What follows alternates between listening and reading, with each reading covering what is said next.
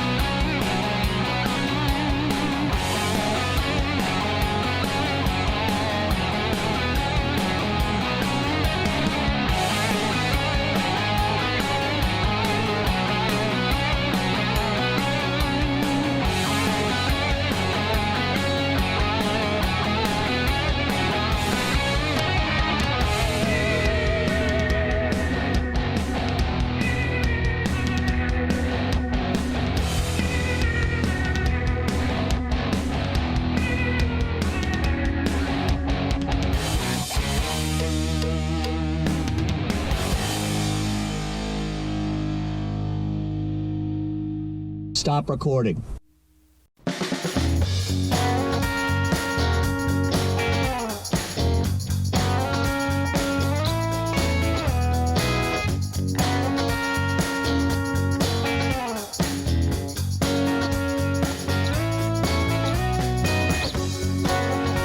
Here at the Vintage Racing Stables, home for the first annual charity concourse event, and we're with Nick Gruhl, patron saint of this event. Now this is here to benefit the Boys and Girls Club of New Hampshire, and it was going to be held rain or shine, so we chose rain. But you know what? We're in New England, so it's rain or shine. Nick, welcome to the show. Oh, thank you for coming. It's really a pleasure to have you guys.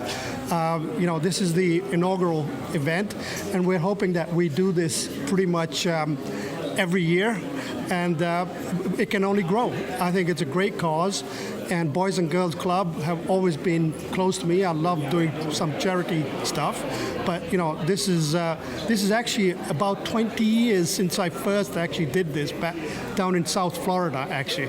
So since then it's been great. So now here we certainly need that kind of a thing because these guys actually keep the kids off the street. And in New Hampshire, as we all know, if they don't get off the streets, you got drugs and all kinds of other problems. Sure. So. Well, the other thing that we've got here, of course, is we've got wonderful cars and people that are truly in part of the hobby. So you're also introducing kids to things that they can do and plant that seed of that hobby, that drive that obviously you have with all these wonderful cars here. How did the hobby get started for you? Well, actually, the hobby got started because I grew up in England in the days when Jimmy Clark and Sterling Moss and all those guys were always on the news. So it's always been a passion, and during my working life I couldn't really do enough of it. But now that I have a little time on my hands, I can actually sort of play. So that's what this is all about. So I get to play, I get to race, I get to do hill climbs, rallies, and shows, and it's a car guy thing. So only the car guys can understand that. Well, I don't know. With walking around here, I think there's a lot of other people that get this too. I mean, right. Preserving some of the cars that you're preserving, showing the cars, and really inviting everybody just to be a welcome part of this. This is more than just a car guy thing. This is actually, opening up to the public and really helping the hobby take a leap forward. And I think that's an important step. I think so. I think if you look at it, I actually have 5 kids, so I'm a kid guy. Yeah.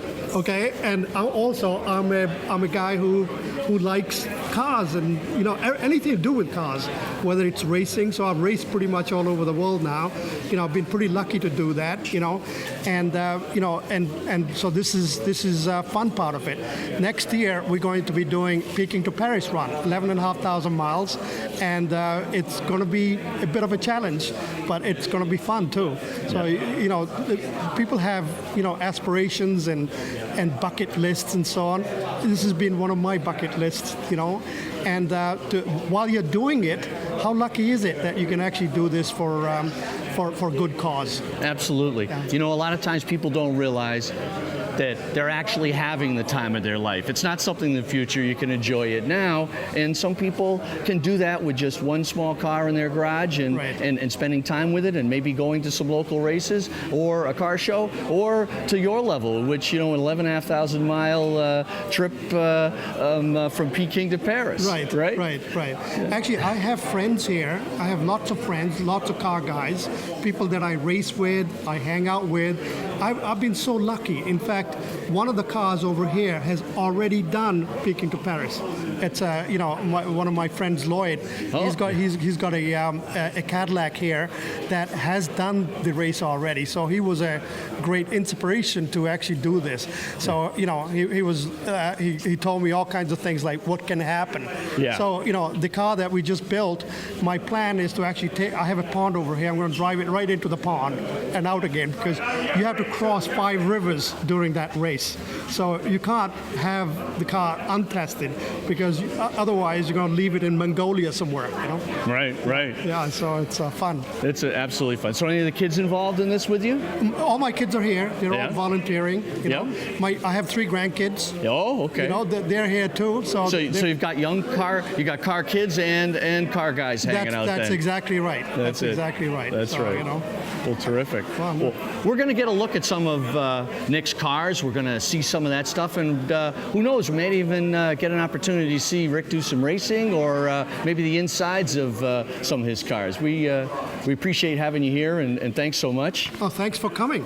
We especially on a wonderful day like today. Yeah, we're in New England. You got to do slight moisture. Yeah, slight moisture, but it can't keep away from the hobby. That's great. Thanks so much. Thank you so much. All right. Thanks for coming. This is Classic Drive Television. We'll be back.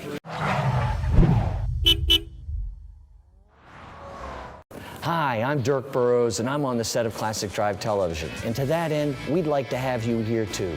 Classic Drive is having a contest, and we're going to invite 3 enthusiasts with their cars to spend the day with us, learn all about them, and who knows, maybe even become a car star themselves. So, get your pictures together, tell us about your car, and send it to us to the address below. And make sure you check out our website and Facebook page for other details about this contest and upcoming episodes at Classic Drive Television. Hope to see you here. I'm here at Tutto Italiano, and I'm here with Chuck Centauri, and we're going to talk about his Ferrari. Chuck, thanks for joining us. Tell us a little bit about your car here. This is a 1995 Ferrari F355. 355 stands for the 3.5 liter engine, 5 valves per cylinder. It's a 6-speed car. It's a great car. You've owned it for a long time, just a few years from new. Have you raced this? Have you used this car on tracks? Yes, I've been at tracks all over the eastern seaboard, basically. Wherever we could haul it, we would bring it.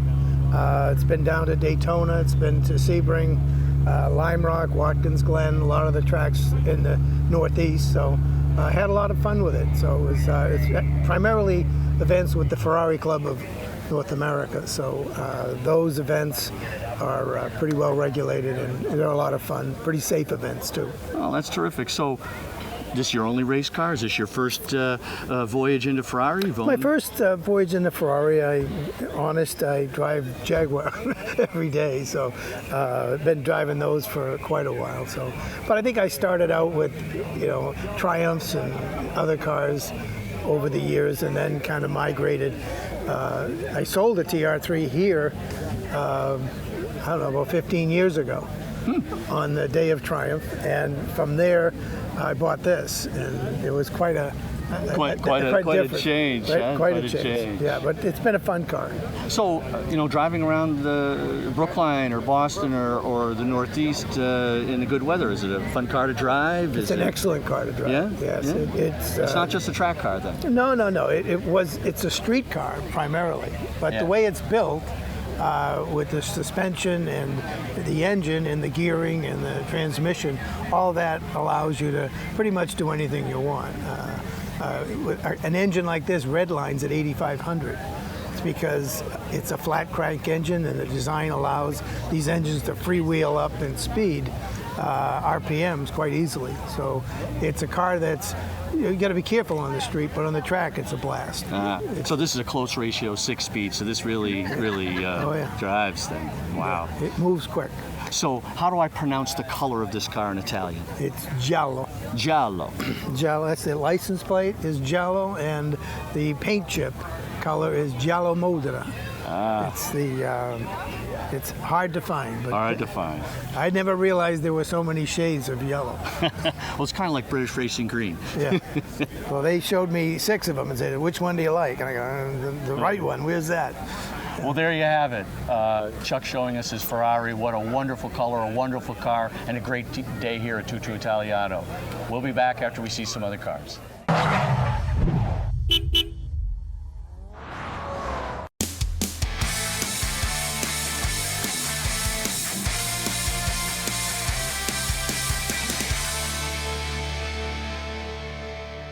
I'm in the shop and I'm here with Steve Manuel, and we're going to talk a little bit about his Land Rover, a family heirloom. And Steve, why don't you tell us a little bit about it? The Land Rover's been in the family since the late 80s. My dad acquired it with no engine, and it had been in storage for many years, so it had been preserved well, and he had an engine and a number of other accessories from a Land Rover that the family first got in 1969. So he built this up from those components, and I think the project pretty much happened in the 90s, and then he started using it in the late 90s. Has a couple of stickers from trips to Hershey, although I understand one of them was aborted before they got very far, but it did go to Hershey once out of those 2 stickers. So a long history here in the car, and it's essentially been restored once already, hasn't it? It's been recommissioned once. Then it spent a lot of time in storage more recently, so now it's kind of ready for another recommissioning, some 20 years after it first was actively on the road. It's going to involve a number of projects on getting the brakes sorted out, the fuel system. We have had it running pretty well, but for example, the gasoline that's in it is probably 3 years old at this point, so it's not running that well yet. So it's a preservation project. You're going to keep it the same, going to keep the patina. There's some interesting features of this car. The roof, I guess, is called a safari roof. Is that correct? Yeah, this is the long wheelbase station wagon model.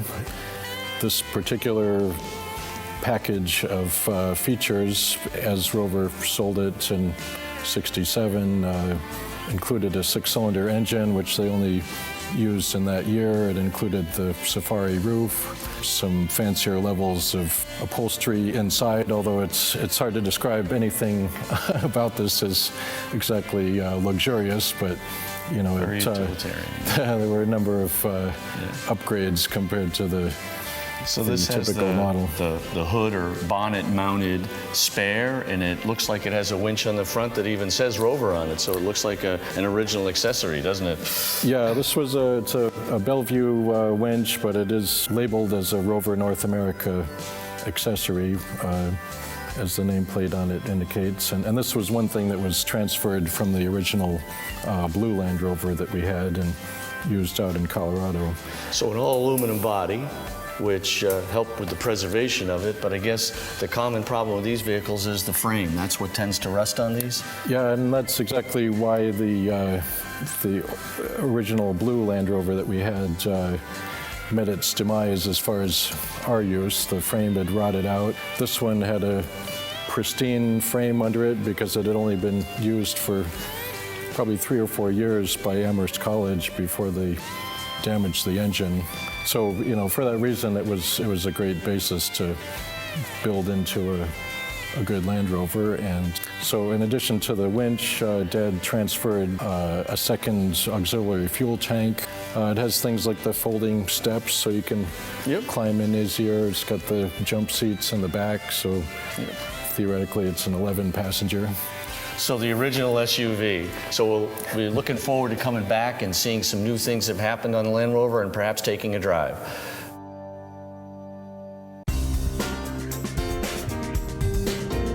Hi, I'm Dirk Burrowes for Classic Drive Television. In the 1930s, the running board era reached the pinnacle with this 1933 Marmon with a V16 engine. This car has a particularly interesting history. It was actually burned or set afire by an angry wife whose husband had spent the money on this car instead of a new kitchen for her. Join us for cars like this and others on ClassicDriveTV.com or join us on our Facebook page.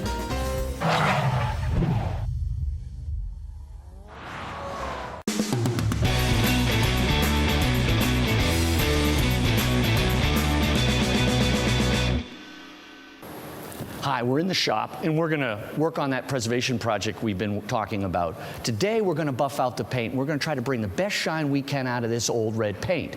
But first, we're gonna have to choose the chemicals and things we're gonna work on.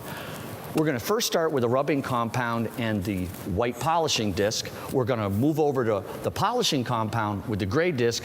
And finally, we're gonna wax out our project using a high quality fiber cloth. One of the first things we need to do is think about where that polishing compound is going to end up. And if we pre-mask using painter's tape, things like door jambs, trims like that, it's going to be a much easier cleanup job. There's that tendency just to jump right in and start doing it, but I can tell you, you'll spend a lot more time cleaning out the crevices of rubbing compound if you don't mask. So we're going to start with adding a little rubbing compound directly to the fender. Small amount.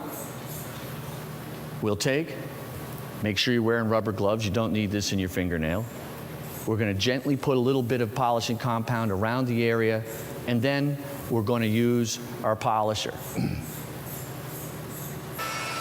So you can use any polisher. We're using an auto body polisher, but even a polisher from your favorite chain store is going to do the job. The key to this is not bearing down and make fluid moves, and don't stop in any one place, or you could wipe out that thin paint. Okay, now we're going to put some finishing compound on this, or polishing compound. It's really much the same process as the rubbing compound. Really, this is taking it to the next level, kind of like a 600 grit, 200 grit sandpaper. This is more like 5,000 grit. So we switch the pad to the gray pad, and this is going to give us more of a swirl-free effect on the finish and do the white. Again, very important not to ever bear down in any one place. Very easy to rub through the paint.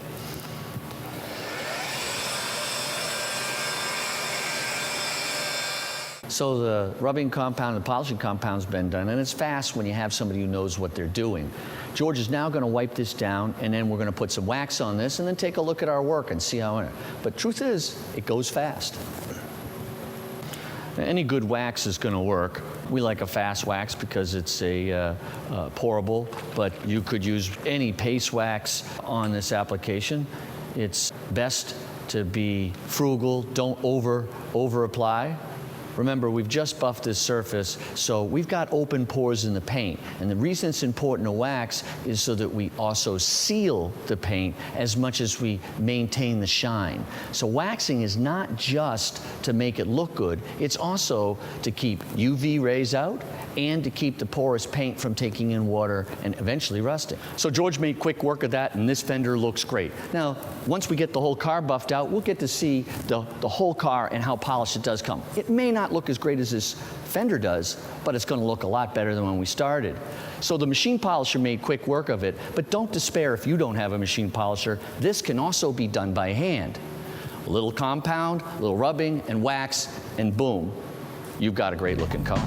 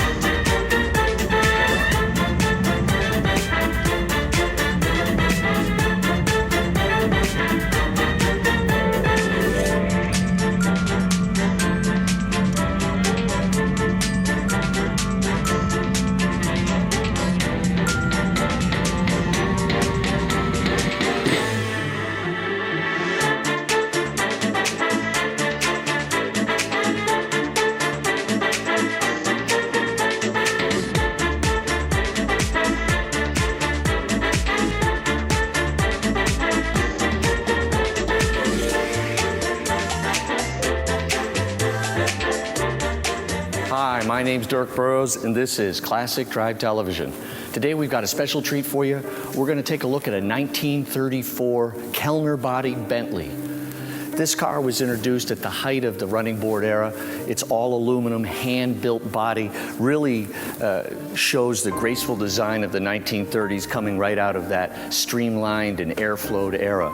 This is a true Landau roofed car with folding irons that pulled the hood back, so it is a drop head coupe.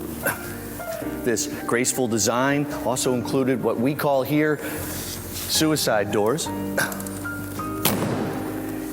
And this was known as the silent sports car. It actually is built by Rolls-Royce when Bentley, near bankruptcy, was bought out by Rolls, and the car was actually built in Derby, United Kingdom. Now, Bentley built chassis and the drivetrain. They didn't make bodies. Most car companies didn't actually make their own body. Coach builders did. As I said at the beginning, this was bodied by Kellner, a French builder made in Paris. A fairly rare example of only 1,130 cars built. This car is a real nice example of what the 1930s luxury automobile, the haves, had back then. Well, let's take a look at the interior. Here we are in the interior of the Bentley. They certainly didn't spare the wood or the fine leather. Carpeted throughout, really a very fine, luxurious automobile. The Landau roof top is set half back, and of course the passengers in the rear could enjoy the breeze but not have the sun beating down on them. It could either be driven by a chauffeur or the sporting gentleman that really wanted to drive his own car. Wood, gauges, dash, controls, really well laid out for an early 30s car. Maybe say except for the shifter, which is down here by my right leg, a 4-speed with third and fourth being synchromesh. Car's quiet, drives well, and in 1934, a 90-mile-an-hour car was quite something, so it really earned the silent sports car name. So the Bentley actually has an engine derived from a Rolls-Royce engine. It was uprated with a new cam and twin carburetors. So let's take a look at the engine.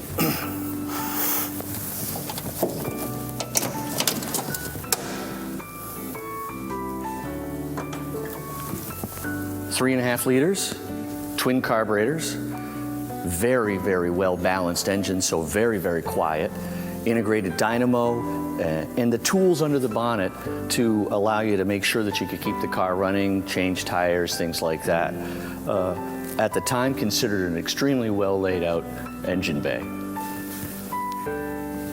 Of the 1,138 Bentley 3.5 liters built, this is one of the ones built with a more desirable body style. Graceful, fast, and a beautiful car. We'll be right back with more. This is Classic Drive Television.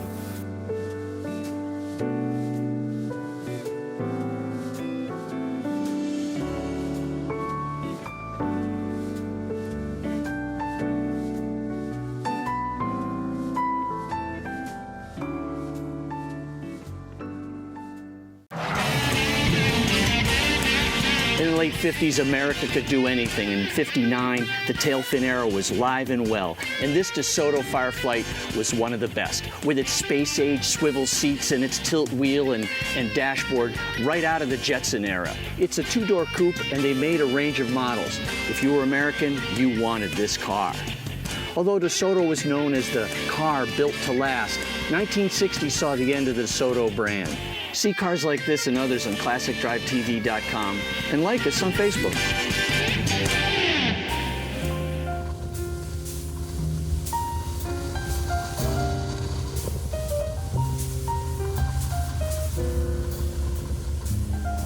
Well, in 1930, if you were well-to-do, you probably owned a Bentley.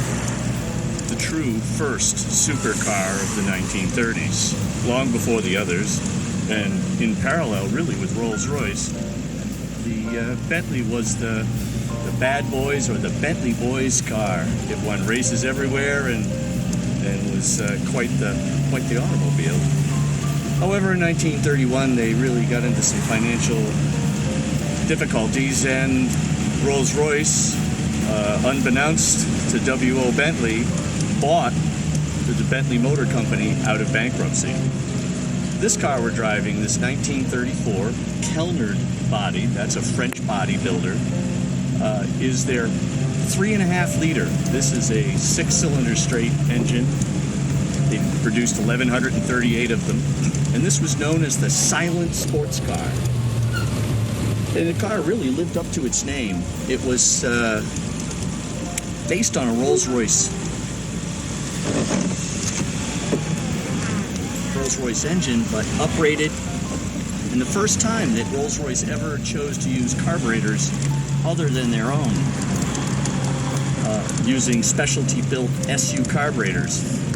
So, 1934 or 30s, this car was capable of up to 90 miles an hour, quite a feat for an automobile. So it lived up to its name, this silent sports car. Very well laid out controls and good driving car once you're moving. Rather heavy to steer when you're sitting still. But if I were an English gentleman in the 30s and had a trust fund and a beautiful woman by my side, I'd be out in a beautiful day like this, showing off, or perhaps enjoying a Concours d'Elegance and showing off my new toy, my new Bentley.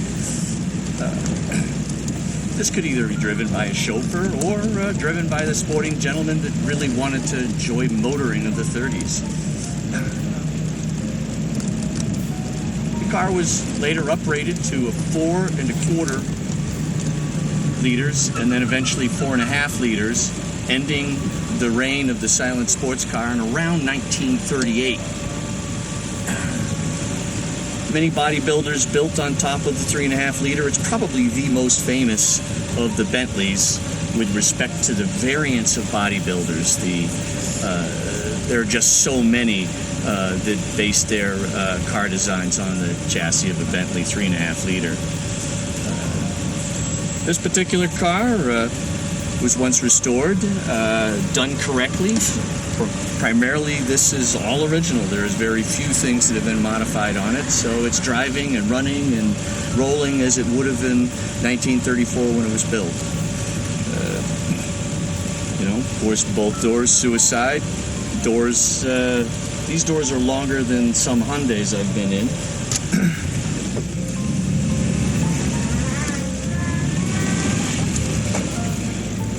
I think the controls are laid out well, all except perhaps the shifter, which is down by my right knee, so it pretty much means you catch it on your pant leg every time you get in the car.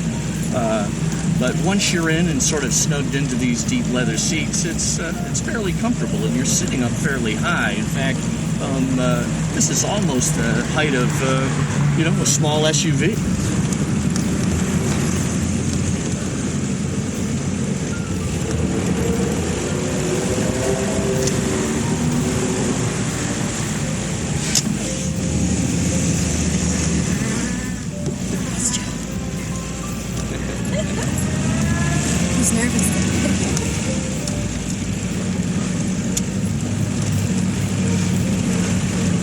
So for a get-up-and-go automobile, there weren't too many challenges to this. Even the Rolls-Royce didn't have the same performance level as the 3.5 liter.